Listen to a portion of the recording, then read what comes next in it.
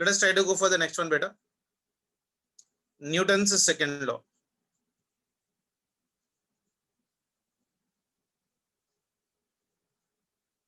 Newton's second law.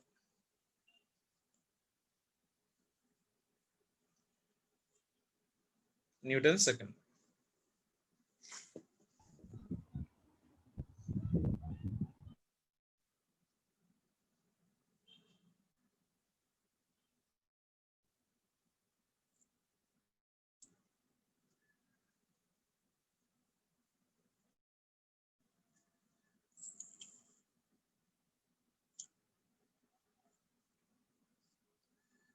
See here, beta. Newton's second law gives a relation between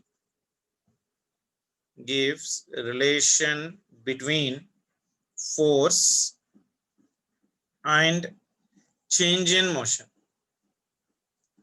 Force and change in motion. Okay, so I can say here Newton reasoned that the product of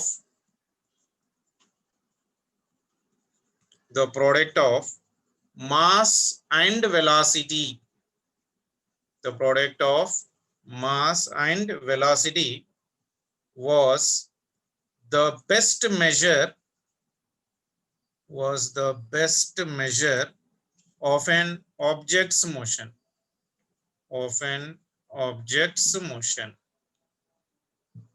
or I can say quantity of motion.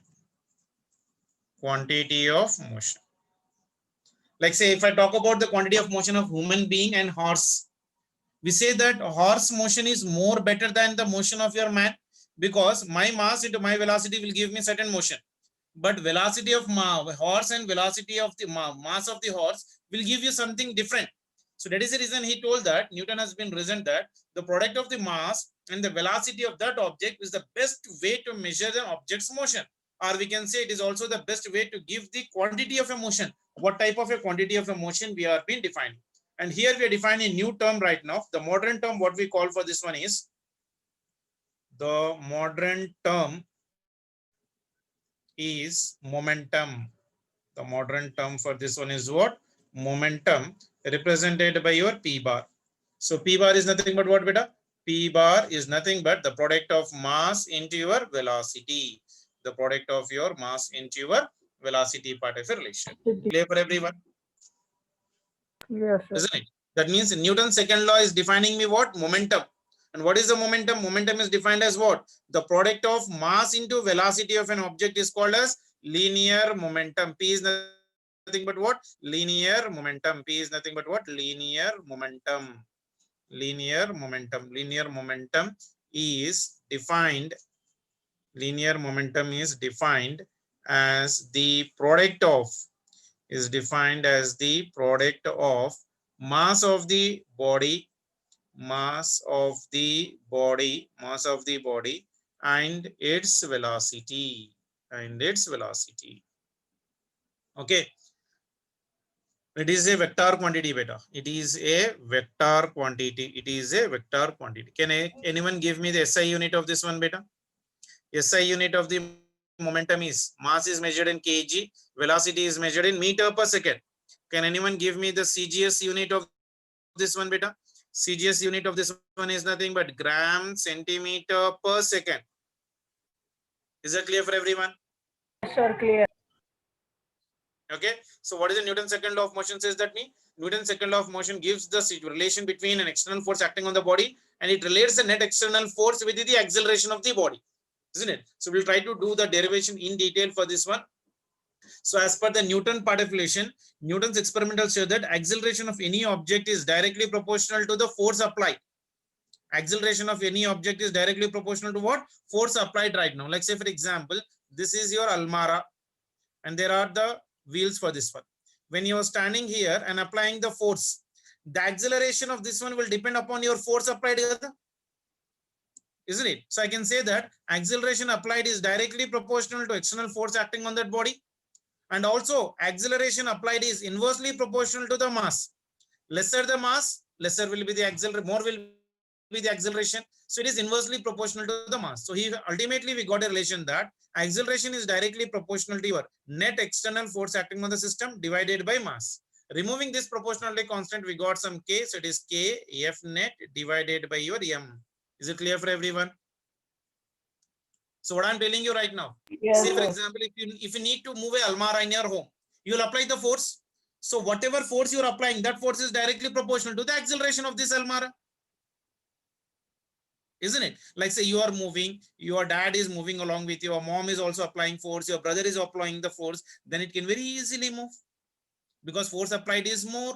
So force is directly proportional to right now whatever acceleration is been developed in this one, this acceleration is directly applied to the force applied. That means if the force is increasing, acceleration is also increasing. Then mass, then he also concluded that that acceleration is inversely proportional to the mass. That means lesser the mass, more will be the acceleration. Lesser the mass, more will be the acceleration part of a relation. So we are getting acceleration A is equals to some k into F net divided by m. Experimental value of the k is taken as of 1. So that is the reason we are calling acceleration A is equals to your F net divided by your mass m. That means net force acting on any system will be equal to mass into acceleration. This is your Newton's second law. Is that clear for everyone?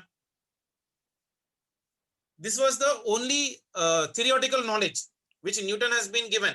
From theoretical understanding, we got this one as equation number 1, this as equation number 2. From that, both of them, we got some constant. That constant we are taking 1 and saying that F net is equals to mass into acceleration. Is it clear for everyone? Is it clear for everyone? Am I audible? Yes, sir. Clear. Yes, sir.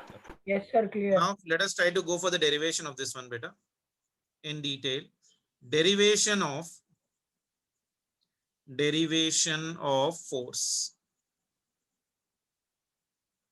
Derivation of force. What is that force? F bar is equals to mass into acceleration. Okay. So the definition right now, what it says, the rate at which a body's momentum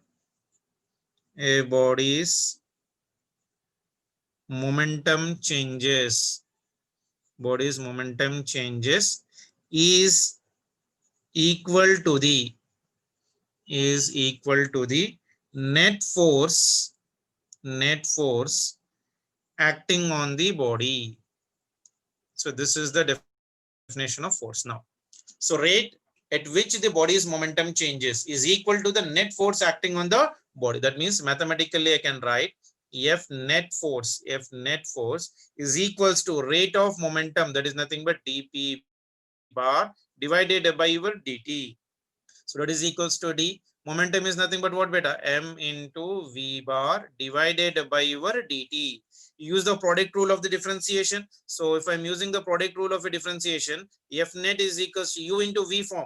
So we'll keep the first one as it is, then differentiate the second one, that is dv by your dt, plus keep the second one as it is, then differentiate the first one, that is nothing but dm by your dt. So this is the actual F naught which is been acting on the body. F net is equals to m into dv by dt plus v into dm by your dt part of relation.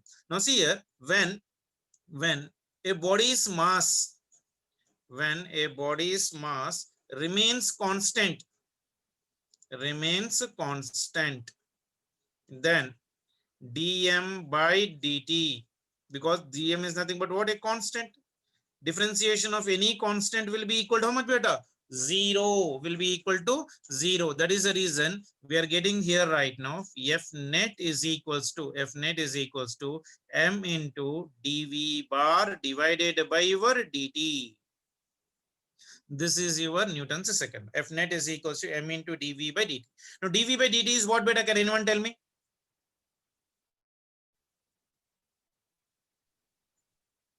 What is dv by dt? What is dv by dt?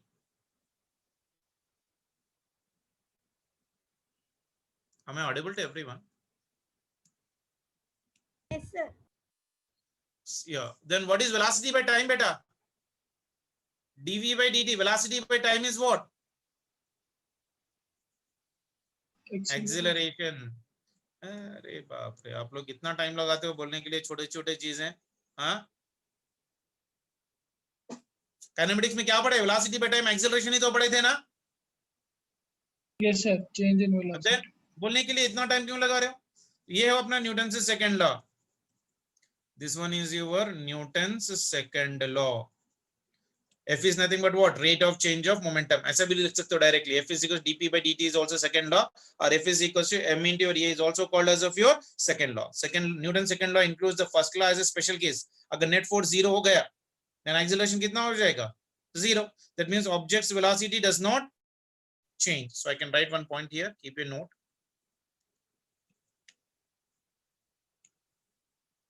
Newton's second law includes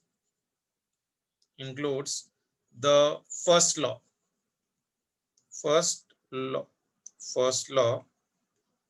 as the special case. कैसा?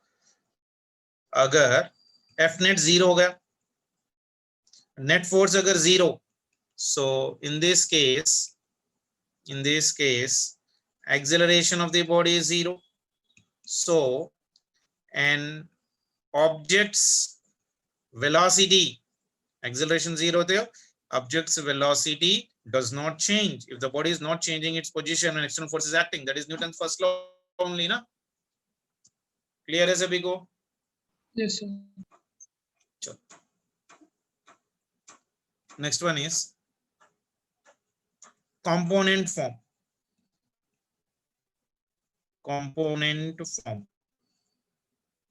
जैसे vectors में लिखते हो, force I can write in terms of all the components. F bar is equals to, this will be Fx into I cap, plus this one will be Fy into J cap, plus this one will be Fz into your K cap.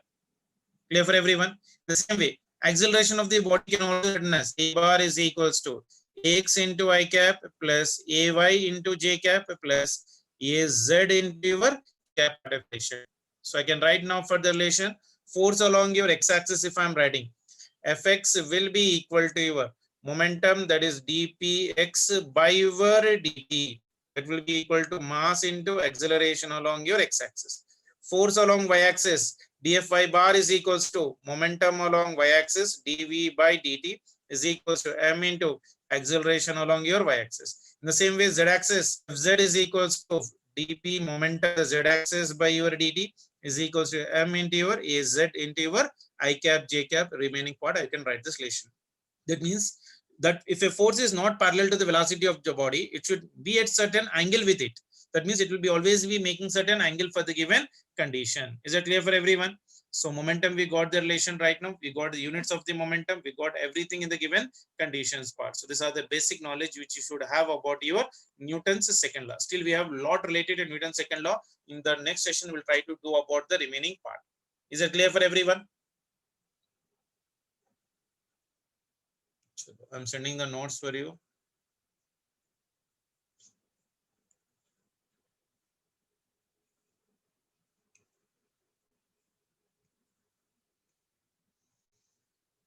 ठीक है? Yes, sir. चलो, आज जरा Newton's loss पढ़ लो, and I'll also try to send you the NCERT से भी introduction पढ़ो. अगर कुछ बेसिक क्वेश्चन है तो वो कंप्लीट करने की कोशिश करो. And inertia of direction, inertia of motion, inertia of rest के एग्जांपल्स आप लोग जरा NCERT से डिटेल में पढ़ लेना. ठीक है? चलो बेटा, Okay. ठीक है बेटा, टेक केयर, बाय.